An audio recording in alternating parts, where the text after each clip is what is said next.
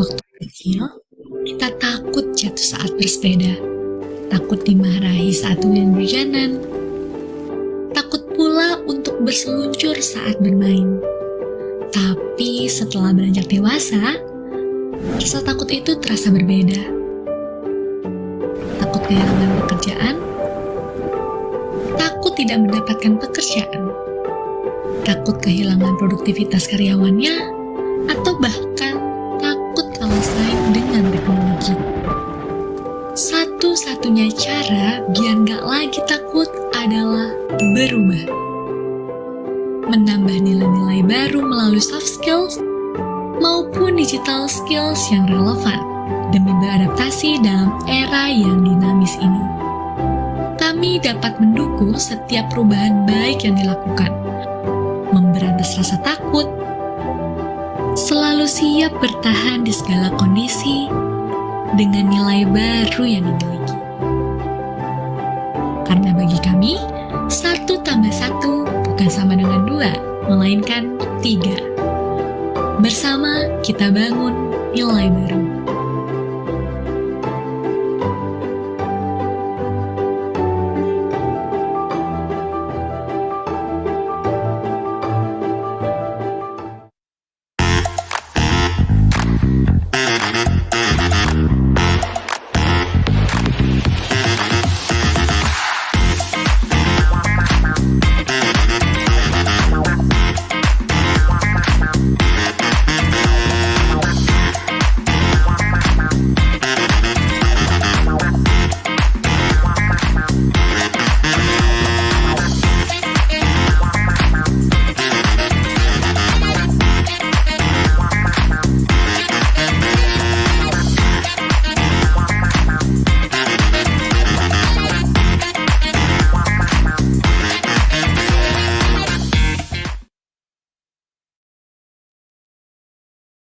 Bismillahirrahmanirrahim. Assalamualaikum warahmatullahi wabarakatuh. Shalom, Om Swastiastu, Namo Buddhaya, salam kebajikan. Selamat malam dan selamat datang para peserta Kaizen Talk.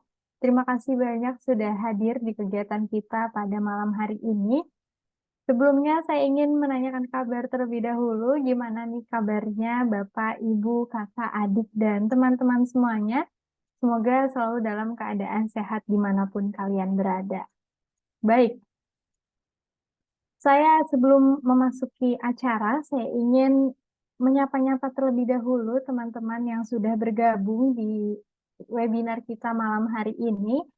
Boleh diketik di kolom chatnya, disebutkan namanya siapa, domisilinya dari mana, dan statusnya sebagai apa.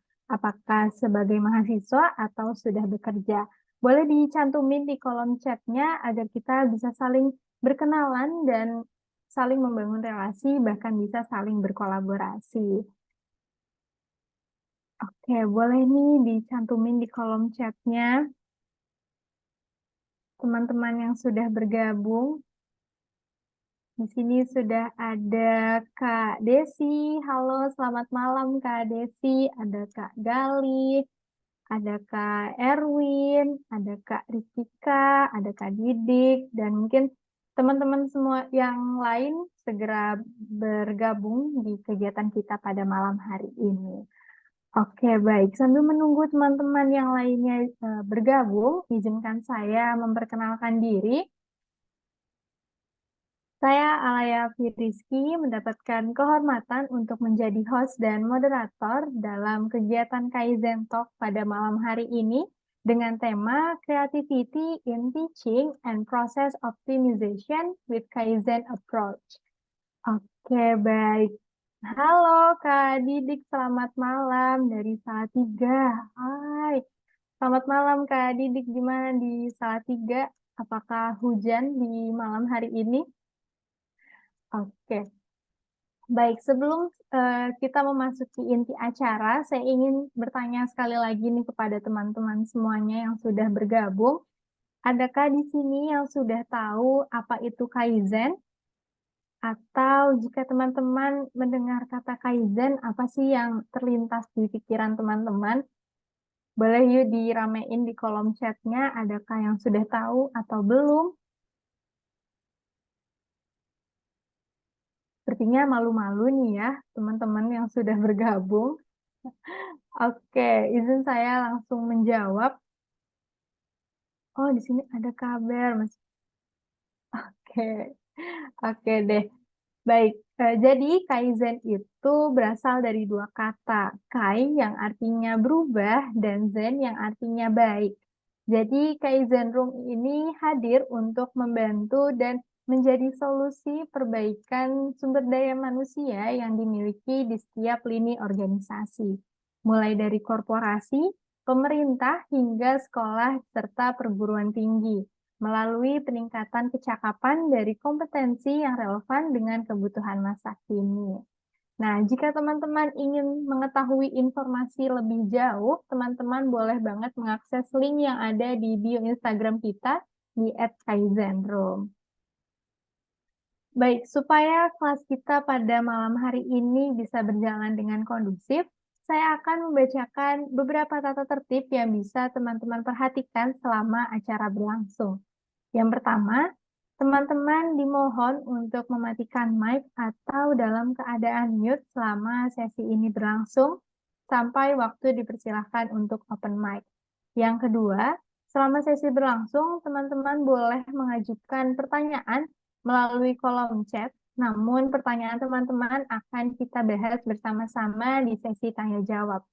Kemudian yang terakhir, teman-teman juga boleh banget nih untuk menyalakan kameranya agar bisa menciptakan suasana yang interaktif. Baik, itu tadi tata tertib selama kelas berlangsung. Kiranya kita semua dapat mematuhi tata tertib tersebut agar acara kita pada malam hari ini bisa berjalan dengan baik dan lancar. Nah, sebelum saya menyambut narasumber kita pada malam hari ini, ada video yang ingin ditayangkan terlebih dahulu oleh kakak operator. Dipersilakan kakak operator.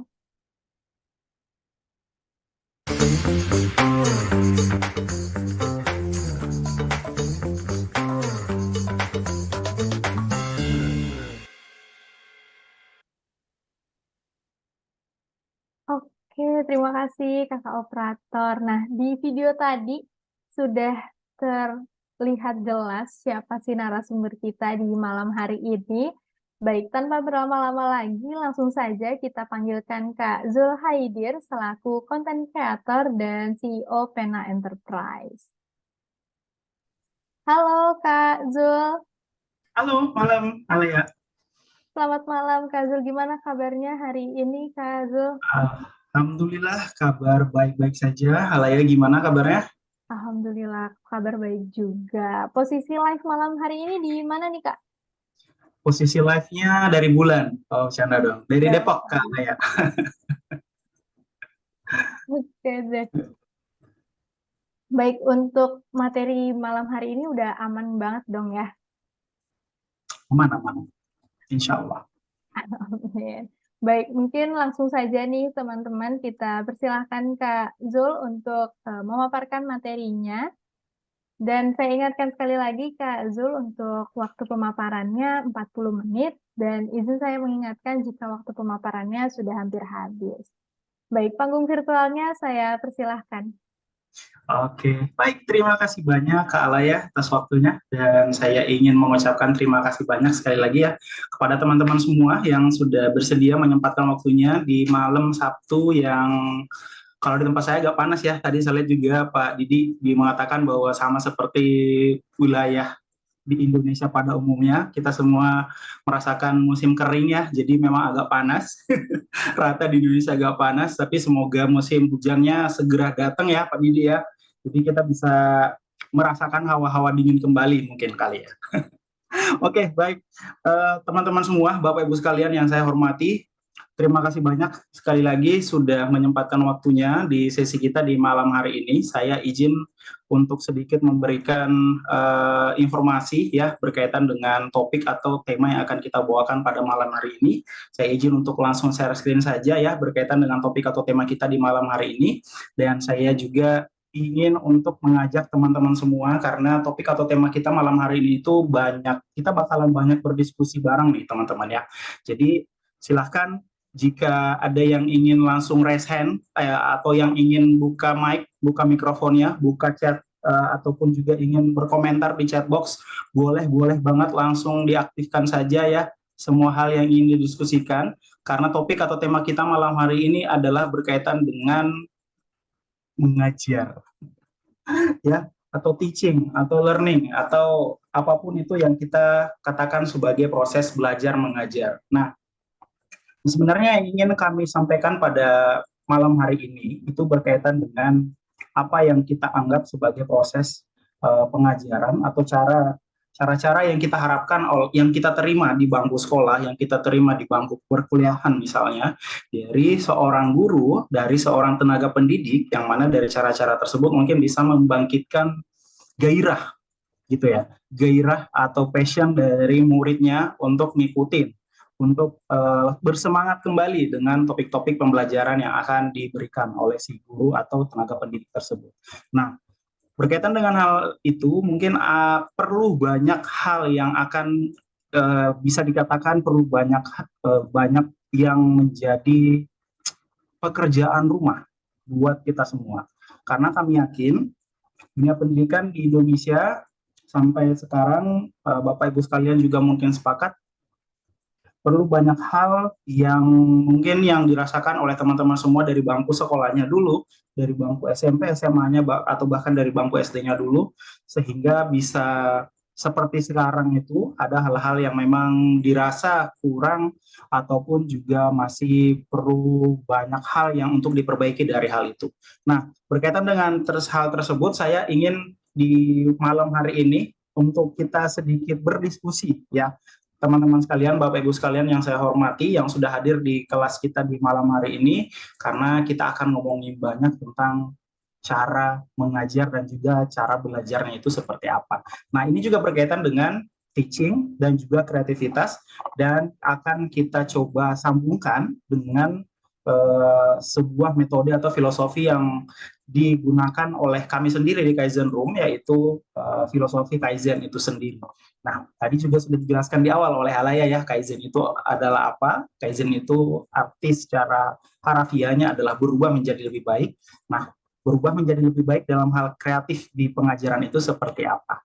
Oke, baik Bapak Ibu sekalian, saya izin untuk sebelum itu lebih lanjut, saya izin untuk memperkenalkan diri terlebih dahulu sebelum lebih jauh ya Bapak Ibu sekalian ya. Perkenalkan, saya Zul Asari, Bapak Ibu sekalian bisa manggil saya Zul.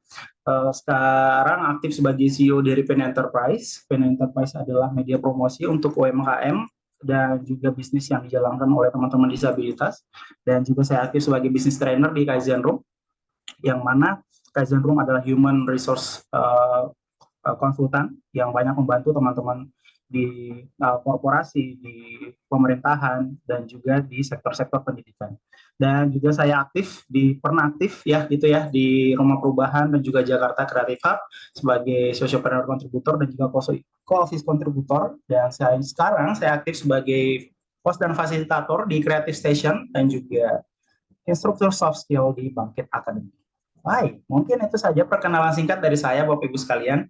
Karena saya juga pengen berkenalan dengan Bapak Ibu yang hadir di kelas kita di malam hari ini, saya ingin sedikit mengajak Bapak Ibu sekalian perkenalannya. Boleh nanti jika ada yang mau raise hand, boleh banget ya.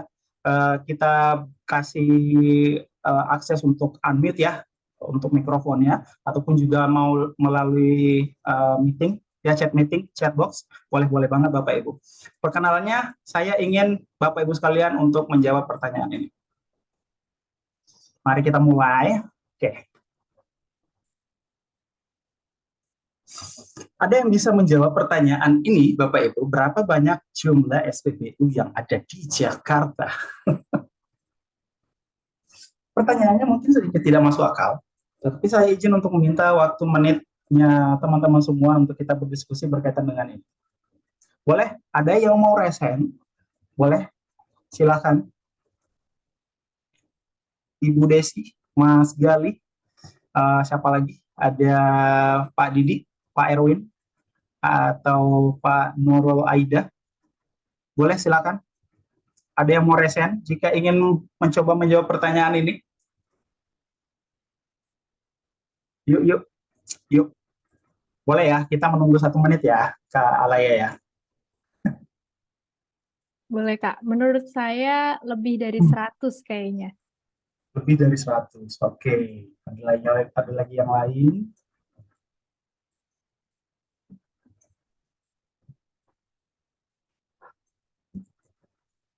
Oke, silakan Kak Ayu. Kak Ayu tadi resen tuh. Bisa di-unmute kan? Halo Kak, saya sepertinya kalau dihitung secara keseluruhan mungkin jumlahnya sama dengan atau lebih dari jumlah kecamatan di Jakarta. Karena kayaknya satu kecamatan ada satu SPBU, sepertinya. Itu di luar dari eh, selain SPBU, Shell sama ini juga SPBU ya? Berarti Ya. lebih. Oke. Berarti jumlahnya bisa bisa dikatakan 2 atau 3 kali dari berapa banyak jumlah kecamatan yang ada di Jakarta kali ya. Mungkin itu ya jawaban dari Kak Ayu ya. Teman-teman yang lain gimana? Pertanyaannya sebenarnya agak menyebalkan ya. Mohon maaf ya Bapak Ibu ya, malam-malam dikasih pertanyaan menyebalkan ini. Boleh, Kak Gali silakan. Silakan. Halo Mas Jul, Silakan. jumlah SPBU ya. Kalau yang punyanya Pertamina ada 320. Kalau yang lain, saya belum cek datanya nih, Mas Jul. Waduh, itu pun juga saya nggak tahu apakah 320 itu udah benar apa enggak. Tapi thank you so much karena sudah mau mencari tahu, Mas Gali. Terima kasih banyak. Sama-sama. Patut untuk appreciate karena sudah mau mencari tahu gitu ya. Ada berapa banyak jumlah SPBU yang ada di Jakarta. Oke, baik teman-teman. Terima kasih banyak atas jawabannya. Tadi sudah ada Kak Alaya, Kak Ayu, dan juga Kak Galih yang sudah mau mengasih masukan ya berkaitan dengan pertanyaan ini. Tapi sebenarnya inti dari pertanyaan ini adalah tidak ada benar yang salah. Tidak ada yang benar, tidak ada yang salah dari jawaban dari untuk pertanyaan ini. Karena ini adalah salah satu pertanyaan yang mungkin yang paling banyak ditanyakan oleh para HRD kali ya, kalau aku nyebutnya HRD ataupun juga proses-proses rekrutmen, wawancara gitu selama proses-proses interview. Nah, ini pertanyaan-pertanyaan yang sebenarnya jawabannya itu tidak ada yang benar, tidak ada yang salah. Tetapi yang ingin ditekankan adalah bagaimana untuk kita menjawabnya. Karena yang ingin ditahu adalah cara kita untuk mengolah si jawaban itu. Karena apa? Hal ini berkaitan dengan critical thinking, hal ini berkaitan dengan kreativitas kita, hal ini juga berkaitan dengan analytical thinking kita, yang mana kesemuanya itu akan berkaitan dengan soft skill yang dibutuhkan di dunia kita sekarang, terutama di dunia kerja. Nah, hal-hal ini, pertanyaan-pertanyaan seperti ini saya masih banyak contoh-contoh pertanyaan-pertanyaan lainnya yang mungkin agak nyeleneh ya Bapak Ibu ya. Misalnya nih, ibunya Mika memiliki 4 anak pertama April, kedua Mei, ketiga Juni, siapa nama anak keempat? Kalau Bapak Ibu bilang Juli, please thinking again. Karena jawabannya adalah Mika ya. Dan pertanyaan-pertanyaan lainnya, yang mana pertanyaan-pertanyaan tersebut lebih untuk mengajak kita lebih berhati-hati lagi sebelum menjawab sebuah pertanyaan ya. Nah, ini akan sangat berkaitan dengan critical thinking yang akan kita miliki ke depannya. Tetapi yang menjadi masalah sekarang Bapak Ibu teman-teman sekalian, itu kurang kita lihat di dunia pendidikan, terutama di dunia bangku sekolah, terutama ketika di bangku SMA, SMP, ataupun di bangku SD, yang hal tersebut seharusnya itu sudah diajarkan oleh tenaga pendidik. Saya bisa mengatakan dan menyamaratakan hal tersebut karena dari beberapa kali melakukan mungkin sedikit wawancara dengan teman-teman HRD juga yang di luar sana, berapa kali juga fresh graduate yang datang ke tempat mereka menanyakan hal-hal yang sama untuk berkaitan dengan untuk melatih critical thinking, soft skill yang dibutuhkan dalam bekerja tersebut, tetapi semua terpaku pada jawaban yang tidak terlalu analitikal gitu lah. Nah, hal-hal inilah yang akan coba untuk kita delivery lebih dalam lagi ya melalui Kaizen approach itu, terutama dalam dunia pendidikan teman-teman ya. Bapak Ibu sekalian. Karena apa? Tantangan-tantangan yang ada di dalam dunia pendidikan kita, ya, itu banyak hal semua dikaitkan dengan yang namanya teknologi. Ya, ini yang saya kutip dari MyEduSolve. Jadi ini bukan dari hasil riset saya sendiri, teman-teman ya, tapi dari hasil riset yang saya dapatkan dari myedusolve.com. Nah, tantangan pendidikan yang ada di Indonesia sekarang per 2023, yang pertama guru belum siap menggunakan teknologi, kemudian adanya kesenjangan pengetahuan, kesenjangan kemampuan, terutama dalam hal teknologi itu, kemudian keterampilan digital yang memang sangat-sangat terbatas dari para guru yang sudah berkecimpung dalam dunia pendidikan tersebut, kemudian adanya ancaman cybercrime yang semakin tinggi, ya, ancaman cyber threat yang semakin tinggi. Nah, berkaitan dengan hal tersebut, sedangkan dunia pendidikan kita sekarang, terutama dalam kurikulum merdeka ini, yang mana guru juga dituntut untuk semakin merdeka, ya, membuat kelasnya itu semerdeka mungkin sesuai dengan apa yang diingini oleh pemerintah dan lain sebagainya.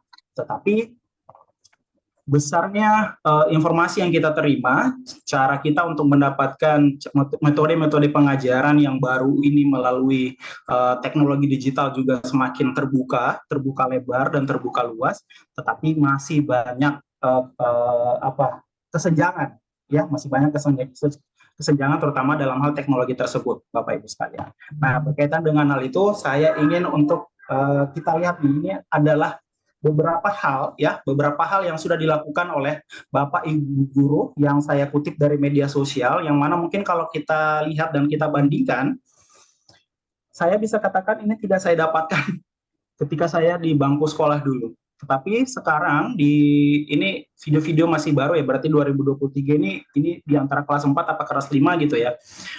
Kelas 4, kelas 5 SD, berarti kelahiran 2000-an lah, di atas 2005 ke atas lah. Ini sudah sudah dilakukan oleh para tenaga pendidik yang ada di sekolah-sekolah yang ada di Indonesia. Saya izin untuk sedikit memutar ketiga video ini, Bapak Ibu sekalian, yang mana nanti saya ingin untuk kita berdiskusi sedikit berkaitan dengan hal ini. Apakah Bapak Ibu sekalian pernah mendapatkan metode ajar seperti ini, ataupun buat Bapak Ibu sekalian yang memang sudah sekarang aktif sebagai tenaga pendidik itu sudah melakukan hal ini atau belum, atau menganggap bahwa hal ini kurang efektif dan lain sebagainya. Saya izin untuk memutar ketiga video ini dulu ya, Kak Alia ya.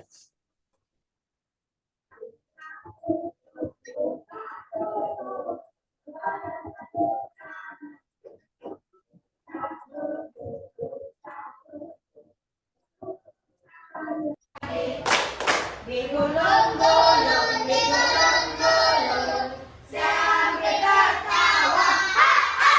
Digulung-gulung, digulung-gulung, sampai tersenyum, hi hi.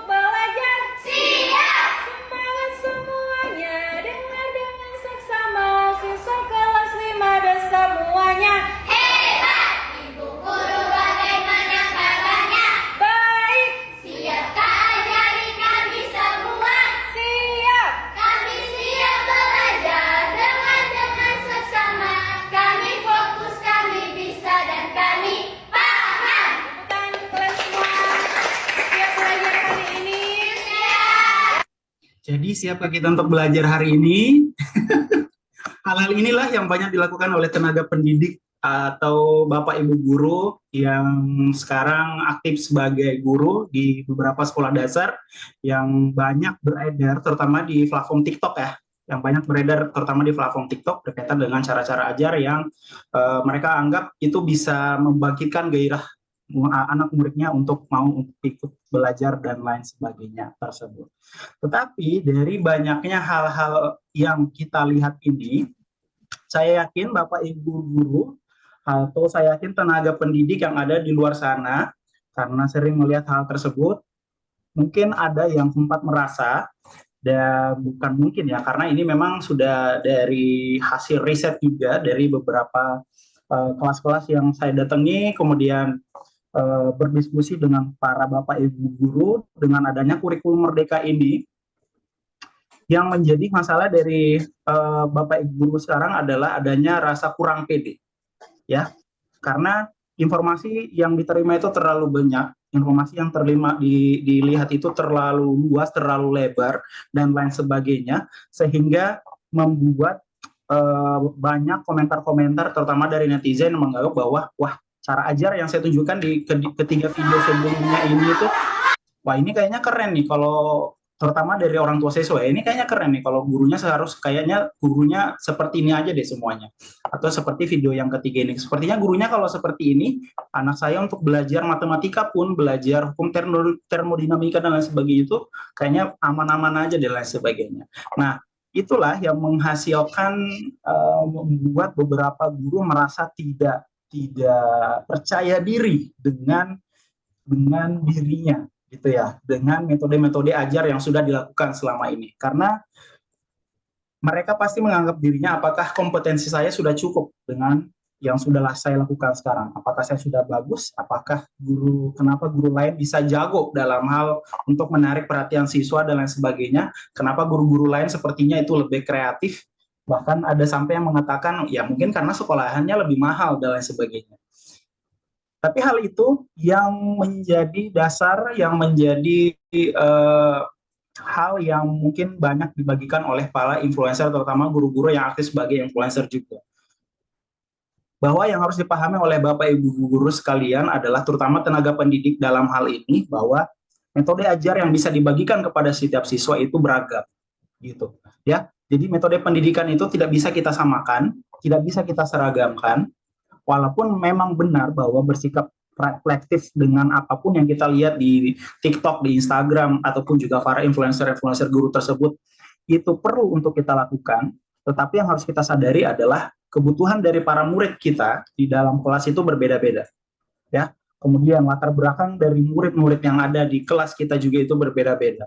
Mereka tinggal di mana juga itu berbeda-beda. Gitu ya. Belum lagi faktor-faktor lain yang wajib untuk kita pertimbangkan seperti kearifan lokal, kemudian kondisi geografis dari sekolahnya, dari rumahnya, kemudian sumber daya pembelajaran yang diterima, baik itu di rumah maupun di sekolahnya. Hal-hal inilah yang mungkin yang membuat dasar dari kenapa pemerintah mencanangkan untuk membuat si kurikulum Merdeka Belajar ini. Karena memang benar-benar semua hal itu harus dikembalikan lagi kepada siswanya. Ya, jadi teman-teman, Bapak Ibu guru, terutama tenaga pendidik, berkaitan dengan hal ini, silahkan untuk mengulik kembali hal-hal yang sudah dilihat ataupun sudah dilakukan oleh Bapak Ibu guru yang banyak kita lihat berseliweran di media sosial tersebut, apakah beneran itu sudah sesuai dengan apa yang dibutuhkan oleh siswa? Karena itu masih pertanyaan besar juga, ya.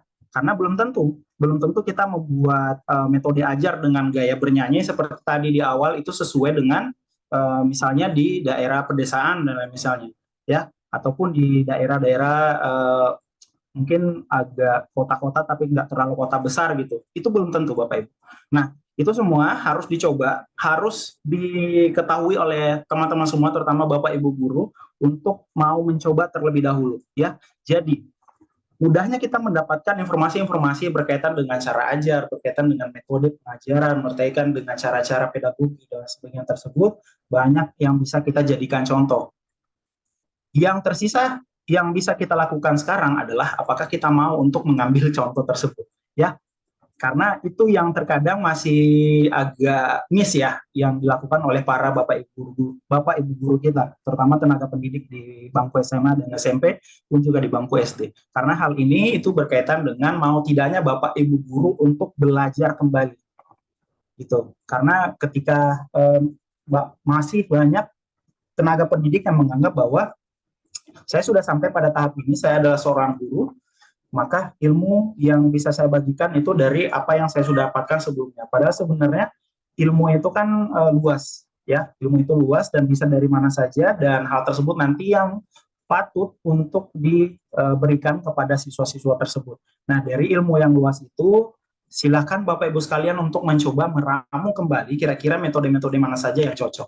Nah, berkaitan dengan hal ini, berkaitan dengan meramu metode yang cocok ini sangat berkaitan erat dengan salah satu metode yang kami canangkan di Kaizen Room, yaitu nilai atau filosofis dari Kaizen itu sendiri. Seperti yang dijelaskan oleh Alaya di awal ya, oleh moderator kita di awal, bahwa Kaizen adalah berubah menjadi lebih baik, yang mana berubah menjadi lebih baik ini, jika kita kaitkan dengan Kaizen dengan dunia pendidikan sekarang, Bapak Ibu terutama tenaga pendidik atau Bapak Ibu guru bisa mulai dari hal-hal kecil, ya, mulai dari hal kecil, yang mana hal-hal kecilnya itu kalau bisa mulai dari sekarang, Bapak Ibu, ya. Jadi tidak perlu ada perubahan kurikulum lagi, ganti kurikulum Merdeka. Sekarang kan mereka belajar ya, mungkin nanti Merdeka 45, Merdeka apa dan sebagainya. Tidak perlu menunggu sampai adanya kurikulum yang benar-benar sesuai dengan gayanya Bapak Ibu sekalian. Tidak perlu. Tetapi Bapak Ibu sekalian bisa mulai dari hal-hal kecil, yang mana hal-hal kecil itu bisa menyenangkan Bapak Ibu dari proses mengajarnya, pun juga bisa menyenangkan dari proses belajarnya siswanya, ya. Nah, inilah yang akan kami coba berikan beberapa metode yang bisa digunakan, terutama untuk Bapak Ibu guru ya, dalam kelasnya sehari-hari. Di dalam proses belajar mengajarnya sehari-hari. Nah, metode-metode tersebut saya izin untuk mulai dari ini hal-hal kecil yang bisa dijadikan contoh nih. Saya ada 10 hal-hal kecil yang bisa Bapak Ibu sekalian untuk langsung tanamkan gitu ya kepada siswanya, berkaitan dengan kolaborasi dengan siswa, evaluasi terus-menerus, penggunaan teknologi, memanfaatkan teknologi dengan sebaik-baiknya, ataupun juga dari pemberdayaan guru dan sebagainya. Tapi hal ini saya rasa itu mungkin bisa dikatakan ini terlalu kompleks ya Bapak Ibu sekalian ya. Jadi perlu waktu untuk Bapak Ibu untuk memahaminya lebih dalam, karena banyak hal, terutama hal-hal kecil ini. Tetapi jika Bapak Ibu sekalian ingin mulai dari hal kecil, boleh untuk memulai dari hal ini. Tapi saya ingin kita coba berfokus kepada satu konsep yang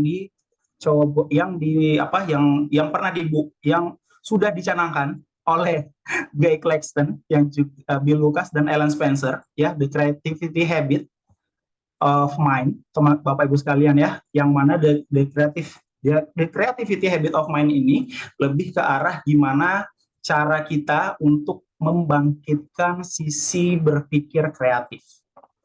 Nah, kelima hal ini yang akan saya coba berikan contoh satu persatu, Bapak Ibu, ya. Nah, mungkin di sini sambil diikutin, sambil kita diskusi juga, jika memang nanti ada yang mau memberikan tanggapan, boleh langsung resign aja ya Bapak Ibu ya, karena saya juga butuh masukan dari Bapak Ibu berkaitan dengan hal ini. Karena kita akan mulai dari hal-hal kecil itu. Hal-hal kecil yang mungkin saya berikan, itu mungkin hanya sebatas 2-4 contoh saja Bapak Ibu. Tetapi mungkin Bapak Ibu yang sudah setiap hari di depan kelas membagikan informasi-informasi berkaitan dalam proses pengajarannya, mungkin ada hal-hal kecil lain yang bisa kita jadikan contoh juga berkaitan dengan hal tersebut. Oke, jadi kita bisa mulai dari Creativity Habit of Mind ini, yang mana ada 5 bagian yang bisa membantu bukan hanya siswa, tetapi kita juga sebagai seorang guru, pun juga saya sebagai seorang pelajar dan sebagainya, dalam melatih cara berpikir kreatif tersebut, ya, mulai dari cara berpikir imajinatif, kemudian inkuisitif, kemudian persisten, kolaboratif, dan juga disiplin. Nah, saya ingin mulai dari yang pertama, bagaimana kita mulai dari berimajinasi, ya, cara berpikir imajinasi, yang mana ini berkaitan erat dengan bagaimana caranya untuk mendorong siswa menciptakan solusi baru dari sebuah masalah dan membangun kepercayaan diri, ya, membangun kepercayaan diri mereka untuk menyatakan diri secara menarik. Ya, nah ini adalah tentang bagaimana membangun pola pikir kreatif tersebut. Jadi siswa diajak untuk selalu menarik diri dari pola pikir biasanya, gitu. Nah, ini contoh singkatnya aja nih ya, Bapak Ibu ya, di bagian kiri atas nih ya. Selalu menggunakan pertanyaan what if, bagaimana jika ingin menanyakan sesuatu. Misalnya, ya ini misalnya nih sebagai contoh nih, bagaimana jika atau what if, bagaimana jika semua es di kutub utara itu meleleh, kira-kira apa yang terjadi? Kalau dari Alaya sendiri kira-kira akan menjawab apa? Kalau es di kutub utara semuanya meleleh, apa yang akan terjadi ya? Boleh Alaya? Kayaknya bakal berpengaruh ke semua negara tuh ya. Kan mencair. Kayaknya ada banjir atau ada badai. Bisa jadi. Bisa jadi. Kalau Bapak Ibu sekalian yang lain, kira-kira ada yang mau berimajinasi lebih liar lagi? Alaya mengatakan mungkin ada banjir, ada badai. Ada yang mau resen lagi Bapak Ibu? Boleh dong. Kita coba berimajinasi liar. Karena seliar mungkin nanti yang akan coba kita ajarkan juga ke anak didik kita gitu ya, terutama Bapak Ibu yang memang sudah sebagai seorang tenaga pendidik di sini. Boleh ada yang mau resen? Resen dong. Yuk Bapak Ibu. Ada. Oke ya, kita sambil tunggu aja ya, Alaya ya, nggak apa-apa ya. Oke. Nah, kemampuan untuk berimajinasi ini, bagaimana mendorong siswa untuk menciptakan solusi dari masalah-masalah baru dan membangun kepercayaan diri mereka itu bisa kita mulai dari selalu menanyakan what if. Selalu menanyakan ketika bertanya kepada siswa bagaimana jika, apa yang terjadi jika seperti ini dan sebagainya. Kemudian misalnya ini contoh lainnya ya, apa produk yang dapat kita ciptakan untuk membantu mengurangi limbah plastik misalnya sebagai contoh. Kemudian misalnya kalau kita lagi ngajarin sastra nih Bapak Ibu, ketika ngajarin sastra, Bapak Ibu bisa mulai dari ketika membaca novel atau cerita pendek, minta siswanya untuk berimajinasi tentang akhir yang berbeda atau bikin cerita yang lain dari atau plot cerita yang berbeda dari cerita tersebut yang sedang kita ceritakan.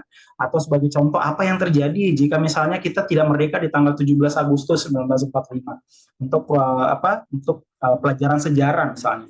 Nah, hal-hal seperti itulah yang nanti akan mendorong siswa untuk mau berpikir secara kreatif, mau berpikir dan juga mendorong salah satu skill yang penting ya dalam soft skill yang dibutuhkan di dunia sekarang, yaitu critical thinking, ya, mau untuk berpikir kritis. Nah, itu dimulai dari berpikir seliar mungkin aja, ya. Nah, the creativity of habit selain berimajinasi ini, poin yang kedua adalah berpenasaran, ya, inquisitive. Poin yang keduanya itu inquisitive atau berpenasaran. Nah, dari berpenasaran ini melibatkan tentang pengembangan rasa ingin tahu yang lebih, ya, kemampuan Bapak Ibu, kemampuan yang diinginkan dari Bapak Ibu sekalian untuk mencari jawaban dengan bukti dan bagaimana cara untuk melihat dari sudut pandang yang berbeda, gitu ya. Misalnya nih sebagai contoh nih, ayo kita ajak siswa kita dalam kelas bertanya tentang objek mati misalnya atau tema-tema tertentu dan silakan cari jawabannya dengan bukti-bukti yang sudah ada atau bukti-bukti yang konkret, gitu ya. Atau misalnya apa dampak dari peristiwa sejarah tertentu atau apa dampak dari lahirnya Napoleon Bonaparte kepada masyarakat Prancis misalnya sebagai contoh. Terlalu jauh ya Napoleon Bonaparte ya dan lain sebagainya. Nah, hal-hal yang membuat rasa penasaran inilah yang nanti akan memancing juga rasa imajinatif dari Bapak Ibu dari siswa-siswa kita di dalam kelas itu, Bapak Ibu sekalian ya. Nah, itu poin yang kedua. Poin yang ketiga yang bisa kita ajarkan dari The Creative Habit of Mind ini adalah tentang persisten atau tekun. Bagaimana mendorong siswa untuk mau mengambil resiko dalam berpikir, gitu ya. Nah, mau mengambil risiko dalam berpikir itu nanti akan selalu dihadapkan pada bagaimana menghadapi kesulitan, bagaimana bekerja dengan cara yang baru, dan juga bagaimana bekerja dengan cara-cara yang tidak terstruktur. Nah, bekerja dalam hal ini mungkin bisa dicontohkan ketika mengerjakan tugas gitu ya. Jangan selalu mengikuti A, B, C, D, E-nya, tapi mungkin bisa mulai dari E, D, E, F, G, H-nya, dan sebagainya. Nah, berkaitan dengan persisten ini atau bertekun ini, Bapak Ibu sekalian bisa memulai dari bagaimana cara untuk meminta siswa misalnya memikirkan sebuah perspektif dari berbagai karakter dalam sebuah cerita atau dalam sebuah film misalnya. Nah, Bapak Ibu sekalian bisa mengajarkan siswa-siswanya ini untuk mengambil beberapa peran dalam satu cerita itu dan bagaimana tanggapan dari siswanya jika dia berperan sebagai si A misalnya. Kemudian nanti ditantang untuk berperan sebagai si B juga, berperan sebagai si C juga, dan berperan sebagai si D juga. Nah, ini akan melatih kemampuan dari siswa untuk selain kreatif tadi ya, kemudian untuk berlatih terkait dengan memahami perspektif dari berbagai karakter tersebut. Oke, nah itu yang ketiga Bapak Ibu sekalian. Kemudian kita ngomongin tentang kolaboratif. Ini berkaitan dengan kemampuan siswa bekerja sama dalam tim. Ya, nah dari ke 5 poin yang ada di Creative Habits of Mind ini, ya kita udah ngomongin imajinatif, inklusitif, ya, kemudian persistensi dan terakhir, dan tadi kita barusan ngomongin tentang kolaboratif, dan terakhir nanti kita akan ngomongin tentang disiplin. Yang ingin ditekankan dari ke-5 poin yang ada ini adalah bagaimana agar kita mau untuk crafting dan juga improving, bagaimana kita mau untuk membentuk sendiri dan mengimprove sendiri cara kita berpikir, kemudian cara kita membantu siswa untuk berpikir agar mereka mau bisa keluar dari kebiasaannya berpikir sehari-hari gitu. Nah, yang menjadi masalah sekarang adalah jika siswanya saja yang mau kita ajak untuk berpikir, bagaimana dengan kita sebagai tenaga pendidiknya? Kita mau nggak juga untuk keluar dari cara pikir yang baru itu, gitu ya. Nah, makanya di awal tadi saya banyak memunculkan beberapa video-video untuk sedikit apa ya, kalau aku bilangnya sedikit mencambuk kali ya, mencambuk beberapa Bapak Ibu guru di luar sana yang masih menggunakan metode-metode gaya ajar yang masih bisa dikatakan konvensional kali. Sedangkan banyak cara yang bisa dilakukan, apalagi berkaitan dengan pemanfaatan teknologi, Bapak Ibu. Ya, nah ini berkaitan dengan si kolaboratif ini. Jadi bagaimana kita mengajarkan siswa untuk mau menerima umpan balik serta berbagi kerja dari hasil kerja yang mereka berikan. Ini beberapa contoh pertanyaan-pertanyaan yang bisa dilemparkan kepada siswa berkaitan dengan kolaboratif dan juga berkolaborasi ini. Ini yang terakhir, yaitu berdisiplin. Berdisiplin dalam hal ini dari Creative Habit of Mind ini adalah bagaimana kita menghargai kemajuan, bagaimana kita mengembangkan keterampilan, dan juga merefleksikan kinerja dari kegiatan-kegiatan yang sudah kita lakukan. Nah, beberapa kegiatan dari disiplin ini, Bapak Ibu sekalian bisa mencoba kompas poin, ya, yang dimana nanti siswa diajak untuk menjawab pertanyaan tentang apa yang perlu mereka temukan, apa yang kira-kira membuat mereka bersemangat, langkah-langkah apa yang harus diambil, dan bisa juga ditambahkan tentang apa yang bisa membuat mereka khawatir. Nanti bisa dicari saja kompas poin itu seperti apa ya, Bapak Ibu sekalian ya. Tapi dari kegiatan ini nanti juga banyak membantu siswa kita di dalam kelas itu untuk lebih berdisiplin lagi berkaitan dengan hal tersebut. Oke, nah dari kelima metode yang saya sebutkan tadi, sebenarnya untuk implementasi dari Kaizen ini ke dalam metode pengajaran dari kita di dalam di kelas dan sebagainya, itu banyak hal yang bisa kita imajinasikan bareng-bareng gitu, banyak hal yang bisa kita coba bareng gitu ya Bapak Ibu sekalian ya, dalam hal metode pengajaran kita dalam kelas. Tetapi yang ingin saya katakan dalam hal ini adalah hal-hal yang bisa kita praktekkan ini silahkan untuk dicoba, silahkan untuk disesuaikan, dan mau untuk menyesuaikan dengan kondisi siswanya juga.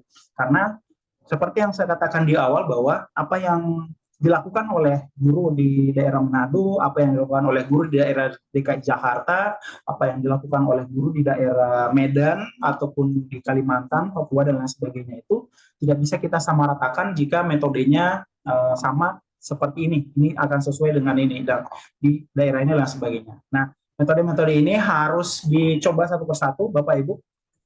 Dan saya yakin Bapak Ibu yang sudah melaksanakan metode pengajarannya di kelasnya masing-masing itu, nanti setelah melakukan hal-hal tersebut nanti akan ketemu polanya sendiri, dan setelah ketemu polanya sendiri itu nanti tinggal maunya untuk mencari pola-pola yang baru lagi, ya, karena dari pola-pola yang baru itu nanti akan ada masukan-masukan baru. Nah, masukan-masukan baru itu yang berarti adanya perbaikan-perbaikan baru juga. Nah, perbaikan-perbaikan baru juga ini yang akan menjurus kepada perbaikan yang terus-menerus. Nah, itulah yang dikatakan sebagai filosofi Kaizen itu, Bapak Ibu sekalian ya. Filosofi Kaizen adalah bagaimana untuk mau melakukan perbaikan terus-menerus. Jadi kita mau untuk memperbaiki gaya mengajar kita dari hari ke hari agar menjadi lebih baik. Jadi bukan berarti harus mengganti kurikulum dan lain sebagainya, bukan berarti harus mengganti cara ajar kita dan lain sebagainya, tetapi bisa mulai dari hal sekecil kita tersenyum di kelas terlebih dahulu. Ya, sesimpel itu Bapak Ibu sekalian. Nah, saya izin untuk langsung, karena waktu yang terbatas juga Bapak Ibu sekalian ya, berkaitan dengan topik atau tema kita di siang hari ini. Jika Bapak Ibu sekalian mungkin di sini ada yang aktif sebagai tenaga pendidik atau tenaga pengajar dan lain sebagainya, jika bingung, jika pusing, ataupun juga ingin langsung mempraktekkan tentang metode-metode Kaizen ini, kami dari Kaizen Room punya sebuah program yang kami sebut sebagai Kaizen Academy, yang bisa membantu Bapak Ibu sekalian untuk menemukan metode-metode yang sesuai dengan kondisi kelasnya Bapak Ibu sekalian di kelasnya sehari-hari, gitu ya.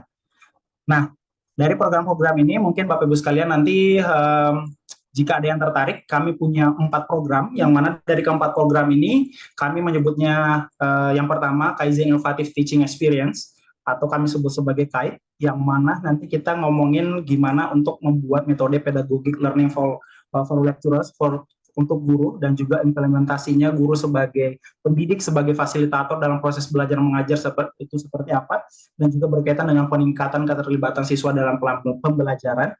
Nah, itu kami di program ini akan membantu Bapak Ibu dalam hal tersebut. Kemudian Kaizen Learning Community, ya, bagaimana membangun budaya belajar yang kolaboratif, bagaimana kembali lagi ya, membangun pendidik sebagai fasilitator dalam pembelajaran yang efektif, dan juga interaksi dari prinsip-prinsip change management ini. Dan kemudian kita juga ada satu program yang kita sebut sebagai Kaizen Project Based Learning, yang mana kita akan menerapkan Project Based Learning yang melibatkan siswa dalam proyek nyata yang relevan, yang mana untuk untuk Project Based Learning ini kita menggunakan metode Six Sigma DMIAC, ya, Define, Measure, Analyze, Improve, dan Control, yang mana itu juga disesuaikan dengan proyek-proyek yang mungkin ingin ditekankan di suatu sekolah dan lain sebagainya.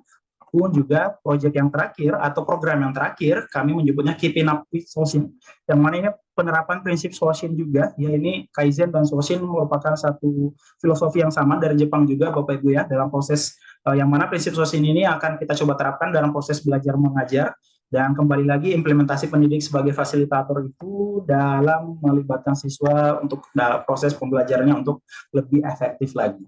Nah, jika Bapak Ibu tertarik, jika Bapak Ibu ingin mencoba kembali hal-hal yang saya sudah bagikan tadi dari metode-metode ajar yang ingin coba kita kembalikan lagi untuk menjadi lebih menarik dan lain sebagainya, pun juga Bapak Ibu yang ingin akhirnya seperti guru-guru yang lain mungkin ya, yang membagikan kegiatan sehari-hari mengajarnya di TikTok, di Instagramnya atau di Facebooknya dan sebagainya, kami bisa membantu untuk bisa mengarahkan ke sana. Tapi harapan kami bukan ke TikToknya, bukan ke Instagramnya, bukan ke Facebooknya ya Bapak Ibu sekalian ya, tetapi kembali lagi adalah kepada siswanya ya, karena kita tahu bahwa siswa ini, adik-adik saya ini yang sekarang duduk di bangku SMP, SMA, dan juga SD ini, mereka adalah calon-calon penerus bangsa di masa depan, perlu untuk diajarkan skill set dasar yang dibutuhkan untuk menuju dunia baru di masa depan kali ya, bahasa aku ya.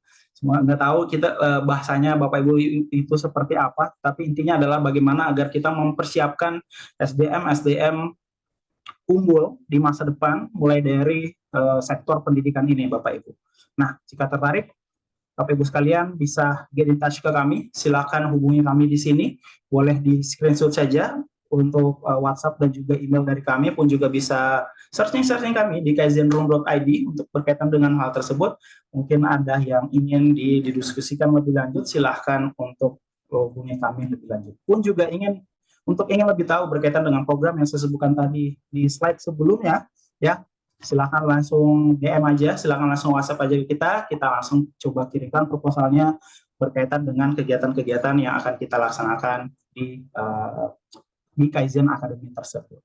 Oke, Bapak Ibu sekalian, mungkin itu saja yang bisa saya sampaikan berkaitan dengan creative teaching, melakukannya dengan metode Kaizen ini di hari ini. Sebelumnya saya mohon maaf jika ada yang kurang berkenan dari yang saya sampaikan. Yuk kita lanjutkan ke sesi diskusi kali ya, Kak Alay ya, jika ada yang ingin bertanya berkaitan dengan topik atau tema kita hari ini. Baik, saya tutup. Assalamualaikum warahmatullahi wabarakatuh. Saya kembalikan ke Kak Alay ya. Baik, Waalaikumsalam warahmatullahi wabarakatuh. Terima kasih Kak Zul atas pemaparannya. Boleh dong ya kita beri tepuk tangan virtualnya dulu untuk Kak Zul Haidir. Terima kasih banyak. Berarti tadi benar juga sih Kak, lingkungan kelas yang bisa mendukung pembelajaran itu bisa membuat murid-murid juga lebih menyenangkan. Berarti kalau pengembangan karakter dengan metode Kaizen ini bisa dilaksanakan atau tidak nggak ya, Kak?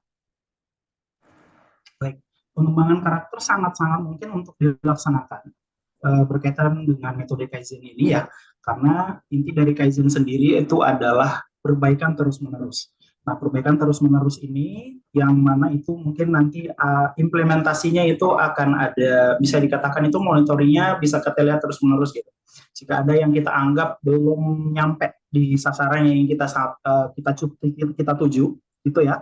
Nah, kita bisa lakukan perbaikan di beberapa poin yang kita anggap ini kayaknya bisa diperbaiki di poin ini kayaknya bisa diperbaiki di poin ini. Dan perbaikan karakter yang ingin kita harapkan, kalau kita ngomongin di dunia pendidikan, idealnya adalah itu bisa dilakukan kalau kita ngomongin dunia pendidikan berarti di bangku SD atau bangku SD SMP kali ya. TK, SD, SMP itu salah satu hal yang bisa kita lakukan di sana. Nah, kembali lagi kepada Bapak Ibu guru atau tenaga pendidiknya, apakah mau untuk melakukan perbaikan terus-menerus itu, gitu. Karena mungkin ya saya juga paham dengan kondisi yang diterima oleh Bapak Ibu sekalian sekarang, terutama para tenaga pendidik, gitu ya, bahwa adanya tuntutan-tuntutan untuk menyelesaikan laporan ini, laporan itu. Saya nggak tahu bahasa di sekolahnya itu apa, Bapak Ibu sekalian ya. Tetapi itu hal-hal yang sering disampaikan oleh Bapak Ibu guru, yang dalam forum kita juga yang sering disampaikan oleh mereka. Jadi berfokus untuk membuat laporan itu, tapi kebebasan untuk bereksplorasi lebih dalam dengan kemampuan siswa, bereksplorasi lebih dalam dengan metode ajar yang sesuai dengan siswa itu menjadi lebih terbatas karena adanya waktu yang terkuras dari membuat laporan-laporan tersebut. Mungkin seperti itu. Iya, benar banget. Oke, terima kasih Kak Zul. Baik, teman-teman boleh kita lanjut ke sesi berikutnya. Untuk sesi tanya-jawab, teman-teman boleh mengajukan pertanyaan di kolom chat, atau teman-teman jika ingin bertanya langsung kepada Kak Zul, boleh melakukan raise hand, dan akan kita persilahkan untuk bertanya langsung. Baik, boleh diajukan pertanyaannya di kolom chat, agar akan kita tunggu nih pertanyaan-pertanyaan yang kritis dari teman-teman semua yang sudah bergabung. Oke. Mungkin masih belum ada yang bertanya. Mungkin aku bertanya terlebih dahulu kali ya, untuk memulai pertanyaan di sesi tanya-jawab. Nah, Kak, kan sekarang ini banyak nih ya guru-guru yang kurang memperhatikan murid-muridnya yang tidak bisa membaca, tidak bisa menulis hingga SMP, bahkan banyak di beberapa wilayah yang murid-muridnya mengalami disklesia. Aduh, mohon maaf. Nah, itu gimana untuk para pengajar bisa mengidentifikasi bahwa murid-murid tersebut itu mengalami hal tersebut? Karena beberapa guru mereka menganggap ya udah gitu, malah mereka malah meluluskan murid-murid tersebut. Menurut Kak Zul, gimana untuk kita bisa menangani hal tersebut? Ya,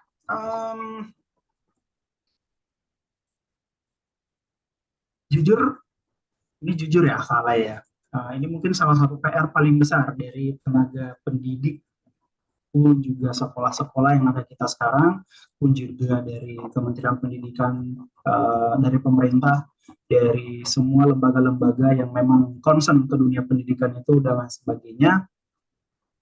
Tetapi yang perlu untuk dipikirkan oleh kita semua adalah, oke, yang menjadi masalah adalah mungkin di luar sana kita terlalu terfokus kepada apa yang dibutuhkan oleh siswa. Saya langsung jujur gitu aja. Mungkin kita terlalu terfokus dengan apa yang dibutuhkan oleh siswa. Tapi pernahkah kita berpikir untuk kita coba fokus dengan apa yang dibutuhkan oleh gurunya juga? Ya, karena saya yakin Bapak Ibu sekalian di sini, ya, jika Bapak Ibu sekalian yang memang aktif sebagai seorang tenaga pendidik di sini, itu merasakan hal itu, gitu ya. Pengen mencoba sebuah metode ajaran baru, tetapi tools atau alat untuk ajaran baru itu atau metode baru itu tuh belum tersedia di sekolahnya atau belum tersedia di daerahnya dan sebagainya. Nah, hal-hal tersebutlah yang mungkin membuat kejadian-kejadian seperti masih banyaknya terutama di daerah-daerah 3T ya. Kita bukan SMP tapi di SMA itu masih banyak yang belum bisa kalistung. Itu PR besar yang terjadi di negara kita. Kalau kita kembalikan lagi ke sekolahnya, kalau kita kembalikan lagi ke tenaga pendidiknya, ini bisa jadi sebuah PR besar buat kita semua, terutama buat para bapak ibu guru ya.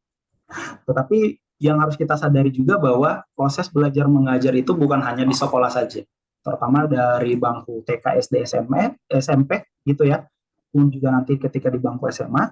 Tetapi proses belajar mengajar itu juga bisa kita jangan lupakan atau jangan indahkan ya di lingkungan ataupun di rumah ataupun di sekitar ya ataupun di tempat bermain anak-anak. Kita jangan pernah memindahkan hal tersebut karena dari hal itu mungkin kenapa sekarang banyak lahirnya komunitas-komunitas misalnya sebagai contoh ya, banyak volunteer yang mengajar anak-anak jalanan, banyak relawan-relawan yang mungkin ke pulau-pulau terpencil untuk mengajar hal-hal dasar seperti kalistung ini langsung mau ke sana karena adanya kekhawatiran tersebut gitu ya. Nah, sedangkan kita dihadapkan pada kondisi 2045 harus menjadi generasi emas, tetapi masih banyak hal yang belum merata berkaitan dengan pendidikan ini. Ya, itu hal yang harus dipahami oleh kita semua. Itu hal yang harus kita sepakati bersama, Bapak Ibu sekalian, ya, bahwa itulah kenyataan yang terjadi dalam dunia pendidikan kita, Bapak Ibu. Saya sepakat sekali di sini komen dari Pak Muhammad Kasman ya. Ketika kita mengajar biasanya waktunya yang tidak cukup, bagaimana menyelesaikan metode kita dengan kesediaan waktu mengajar. Ini hal yang banyak terjadi terutama di guru-guru di daerah 3T, Bapak Ibu. Ya. Bapak Ibu guru yang ada di daerah 3T bukannya pusing mau menggunakan metode ngajar yang bagaimana, tetapi mereka pusing kapan saya waktu ngajarnya, kapan saya ada waktu buat ngajarnya. Gitu. Karena mereka dihadapkan untuk menghidupi keluarganya di rumah juga. Mereka harus mencari uang untuk makan anak istrinya dan lain sebagainya. Dan mereka juga harus mikirin ada sekolah, ada kelas yang harus saya ajar besok paginya dan lain sebagainya. Jadi bisa dikatakan PR-nya besar. PR-nya besar. Dan balik lagi ke kita semua nih, apakah kita mau untuk mencoba melakukan perubahan-perubahan tersebut. Gitu. Mungkin itu dulu yang harus kita pahami sih, Kak Alaya ya. Oke. Oke, pertanyaan Kak Kasman juga tadi semoga sudah terjawab ya Kak. Ternyata PR untuk menjadi pengajar juga banyak sekali yang harus kita laksanakan untuk bisa menciptakan murid-murid yang mampu mengembangkan kesuksesannya di masa depan. Oke, baik. Mengingat waktu kita di malam hari ini sudah tidak banyak lagi, mohon maaf untuk teman-teman semuanya. Jika ada pertanyaan yang ingin disampaikan, boleh banget di DM Instagram kita di @kaizenroom atau bertanya langsung kepada Kak Zul. Boleh ya Kak Zul, nanti peserta men-DM Instagram Kak Zul. Instagramnya ada di virtual background, boleh untuk dicek-cek dulu Instagramnya. Oke, baik. Terima kasih banyak Kak Zulhaidir atas jawaban dan presentasinya. Boleh dong kita beri tepuk tangan sekali lagi untuk Kak Zulhaidir untuk pemaparan di malam hari ini. Baik, tidak terasa kita sudah kurang lebih 1 jam bersama di sesi Kaizen Talk pada malam hari ini. Dan di kolom chat, tim panitia sudah mengirimkan link absensi. Dipersilahkan untuk teman-teman mengisi link tersebut agar bisa mendapatkan e-sertifikat. Jika ada kendala dalam pengisian link, boleh menghubungi tim panitia di kolom chat. Baik, sedikit banyak bisa kita simpulkan bersama-sama Bapak Ibu semuanya. Perbedaan metode pengajar dapat kita coba juga lakukan dari ragam metode pengajaran tersebut untuk bisa menyesuaikan dengan kemampuan dan dapat membuat proses pengajaran menjadi lebih menyenangkan di dalam kelas. Dan pendekatan Kaizen membantu meningkatkan efisiensi, kualitas pembelajaran, serta hasil siswa. Dan kreativitas memberikan daya tarik dan motivasi yang ternilai. Kemudian, Bapak Ibu sekalian juga bisa memulai dari melakukan hal-hal kecil terlebih dahulu dan bisa juga dimulai dari mengevaluasi secara menyeluruh terhadap kondisi saat ini di sekolah maupun di perguruan tinggi. Mengidentifikasi area-area yang memerlukan perbaikan, baik itu terkait metode pengajaran, keterlibatan siswa dalam proses mengajar, dan ataupun infrastrukturnya. Ciptakan budaya perbaikan berkelanjutan dengan mendorong komunikasi yang lebih terbuka, inovasi, dan kerjasama di antara semua pemangku kepentingan, serta mampu melibatkan siswa dalam pembelajaran dengan memulai bertanya dari bagaimana jika agar mampu meningkatkan critical thinking serta rasa penasaran dari para murid tersendiri. Dengan menerapkan prinsip-prinsip Kaizen dalam pembelajaran, agar mampu menginspirasi kreativitas siswa, kita bisa merangkul masa depan pendidikan yang lebih baik, yang memberikan nilai tambah bagi guru, siswa, serta masyarakat secara keseluruhan. Baik, itu tadi sedikit simpulan yang bisa saya sampaikan kepada Bapak Ibu sekalian. Dan saya ingatkan sekali lagi di kolom chat sudah ada link absensi untuk bisa mengisi absen untuk kegiatan kita pada malam hari ini. Baik, saya ucapkan terima kasih kepada Kak Zul yang sudah mengisi kelas kita pada malam hari ini. Dan tentunya juga kepada Bapak Ibu serta teman-teman sekalian yang sudah bergabung menyempatkan dirinya untuk join dan belajar bersama Kak Zulhaidir dan kita semua. Semoga sesi pada malam hari ini bisa bermanfaat, menghasilkan hal yang positif bagi teman-teman semua, dan tentunya bisa memberikan dampak perubahan yang baik untuk kita semua. Dan sudah di penghujung acara, saya ingin mengajak teman-teman semua, Bapak Ibu, untuk membuka kameranya karena kita sudah di sesi dokumentasi untuk bisa berfoto bersama narasumber kita agar bisa meninggalkan jejak digital yang positif. Boleh dong ya Bapak Ibu di on cam dulu kameranya agar kita bisa berfoto bersama. Oke, sudah ada Pak Didik di sini dan ada Kak Kasman, Kak Gali, Kak Desi, Kak Azim. Boleh dong di on cam kameranya. Oke, kita akan mengambil foto sebanyak 3 kali dan dalam hitungan ketiga. Oke, baik. Adakah yang lagi ingin on cam? Oke, mungkin kita langsung saja berfoto. Foto pertama, 1, 2, 3. Oke, foto berikutnya, 1, 2, 3. Oke, ada saran gaya samaan? Oke. 1, 2, 3. Oke, terima kasih banyak Pak Didik, Kak Kasman, Kak Gali, Kak Desi, serta Kak Hafidoh dan Kak Azim. Terima kasih banyak sudah menyempatkan dirinya di kegiatan kita pada malam hari ini atas antusias dan aktifnya dalam mengikuti kelas Kaizen Talk. Dan teman-teman juga boleh banget mengupload kegiatan kita pada malam hari ini di sosial media teman-teman, dan jangan lupa di tag Instagram Kaizen Room di @kaizenroom, dan boleh banget di tag Instagram Kak Zul juga. Baik, terima kasih teman-teman sekalian. Sekali lagi saya juga berterima kasih kepada Kak Zulhaidir yang sudah menyempatkan dirinya untuk bisa sharing-sharing bersama kita semua, memberikan insight-insight baru untuk para pengajar di Indonesia. Mungkin sebelum saya menutup kegiatan kita pada malam hari ini, apakah ada closing statement dari Kak Zul untuk para pengajar di Indonesia? Wah, berat nih disuruh closing statement ya.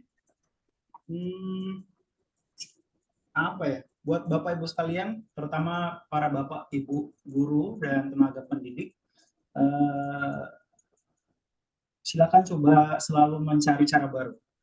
Jangan terpatok dengan hal-hal yang sudah mungkin diatur gitu ya. Silakan selalu mencari cara-cara baru agar bisa berkreasi lebih dalam lagi ya, karena yang kita harapkan adalah siswa-siswa kita ini bisa lebih kreatif, siswa-siswa kita ini bisa menjadi lebih baik lagi ke depannya, dan menjadi lebih baik itu tentu saja bisa dimulai dari Bapak Ibu gurunya yang lebih baik dulu. Gitu kan ya. Oke, baik. Terima kasih, Kak Zul. Berarti kita harus terus mencoba mencari cara baru untuk bisa menyenangkan para murid-murid kita. Baik, terima kasih, Kak Zul, atas materinya hari ini. Semoga materi yang disampaikan dapat bermanfaat untuk kita semua. Sekaligus saya meminta maaf jika ada ucapan maupun perbuatan yang kurang berkenan di hati teman-teman semuanya. Saya Alaya Rizky, pamit undur diri. Wabillahi taufiq wal hidayah. Wassalamualaikum warahmatullahi wabarakatuh.